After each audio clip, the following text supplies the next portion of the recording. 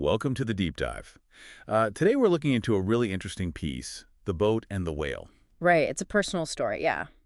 Very short, but quite powerful. Exactly. It's not like academic research. It's actually a memory from one of our listeners' brothers. Oh, okay. Yeah, from when he was in high school. A boat trip off Big Corona. He was with a friend, Mark Blackburn, and his uncle Carl. Gotcha. So, a personal reflection on something that happened years ago. Yeah, and our goal here is really just to explore that core experience. What happened and maybe why it stuck with him for so long. Makes sense. These kinds of unexpected moments can really leave a mark. So the piece sets the scene, right? They leave the harbor. Uh-huh. Takes about half an hour, it says, to get out onto the open ocean. And they head left toward Big Corona, which apparently was a place the author's brothers surfed as a kid. So familiar territory. Oh, right, there's that baseline of normalcy, a familiar spot. Kind of sets you up for the contrast, doesn't it? Totally.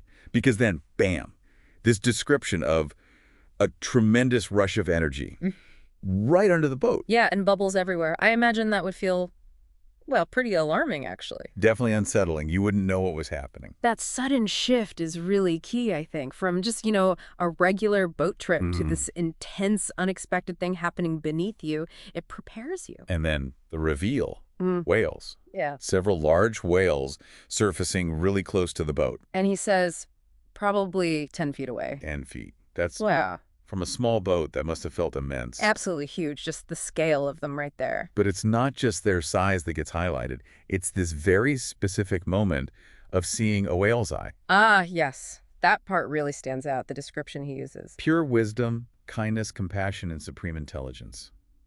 I mean, that's a lot to get from a look. It really is. And the fact that he remembers it so vividly, 46 years later, that tells you something. Yeah. What is it about eye contact like that, especially with an animal, that can be so profound? Well, I think there's just something deeply fundamental about looking into another being's eyes, especially a creature like a whale, so large, so different, yet clearly intelligent.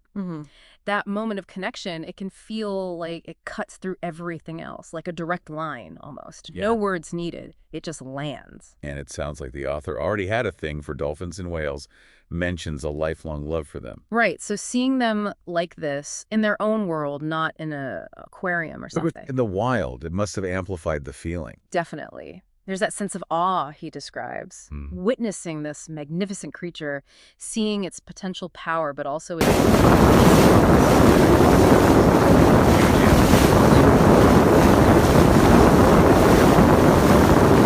That observation of immense power and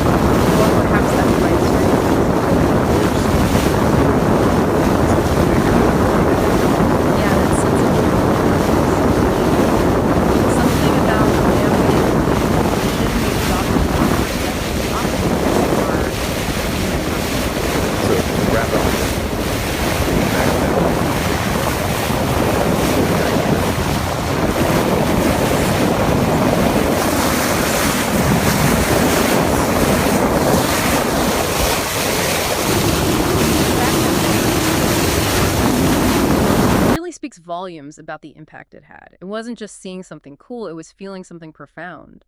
Right. So here's a thought for you, the listener, to maybe take away. Think about a time, maybe just a small moment, where you had an unexpected encounter with nature. Could be anything, really. An animal, a particular place, even just a weird weather event. Exactly. What feeling did that leave you with?